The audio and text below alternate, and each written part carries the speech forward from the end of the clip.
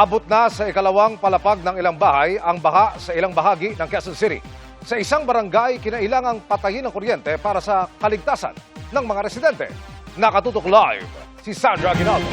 Sandra! Emil, mula kanina umaga hanggang ngayong mga oras na ito, masasabi ko na bahagya namang bumaba yung level ng tubig dito sa aking kinaroroonan. Pero marami pa rin po tayong mga kababayan na magpapalipas ng gabi sa evacuation centers.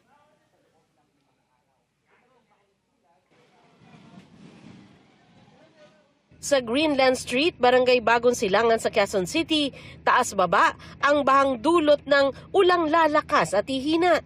Dagdag pa raw ang pagbaba ng tubig mula sa kabundukan. Nilagyan ng caution tape ang isang bahagi ng kalsada matapos umanong makuryente at mamatay ang isang aso. Si Mang Claudio walang balak lumikas. Ba't hindi ka lumilikas, sir? Although kailangan ko talagang i-monitor lang ang gawin ko ma'am kasi every year talaga ito na mayroon at saka yung mga kagamitan namin ay dapat namin iangat. Tulad ng namin sa mga tindahan namin, iniano ko namin nililigtas. Although yung mga anak ko nandun naman sa evacuation center. Si Mang Rodrigo, nakita ko na, ayan, ito yung pagkain niya. Pati yung kalan? Diyan ka nagluto? Bakit po? Hindi makapagluto sa loob ng bahay. Ano nga, matubig. May tubig? Saan po ba ang bahay ninyo? Sa likod. Okay. So, baha ho talaga, nakalubog. Hindi naman hanggang sa loob hanggang baybay. Ayon sa kapitan ng barangay, kailangan patayin ng kuryente sa ilang sityo para matiyak na ligtas ang mga residente. Sa ilang bahagi ng barangay, umabot ang baha sa ikalawang palapag ng bahay.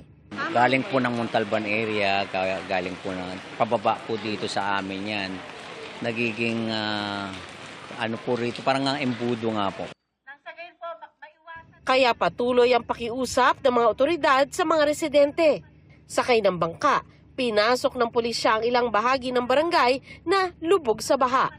Pumunta na po tayo sa evacuation center ngayon. Hanggang maliwanag po, wag na po natin hintayin na dumilim pa. Sa evacuation center, umaabot na sa halos 3,000 tao ang lumikas. Binigyan ng mga tent ang bawat pamilya.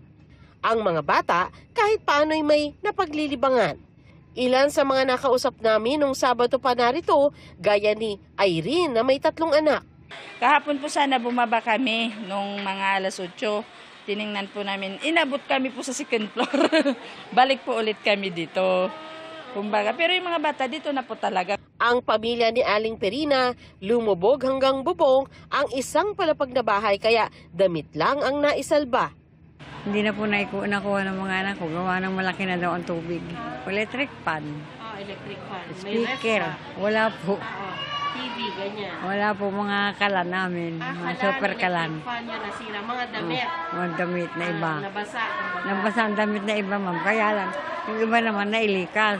Hindi nila na lang kung nung bumalik na sila, wala na silang dala. Kasi malaki na daw ang tubig. Sa evacuation center na ito, may hiwalay na tent ang mga alagang hayop. Nakalagay sila sa kulungan at meron ding bantay mula sa barangay. Sa iba pang bahagi ng Quezon City, humupa na ang baha pero nag-iwan ng basura. Tulad ng mga tinangay ng Agos sa Creek na tinanggal naman ng mga kawani ng lungsod. Ilang sako ang basurang nakuha nila. Santambak din ang mga kahoy at kung ano-anong bagay. Muling nagpaalala ang lokal na pamahalaan sa kahalagahan ng wastong pagtatapon ng basura.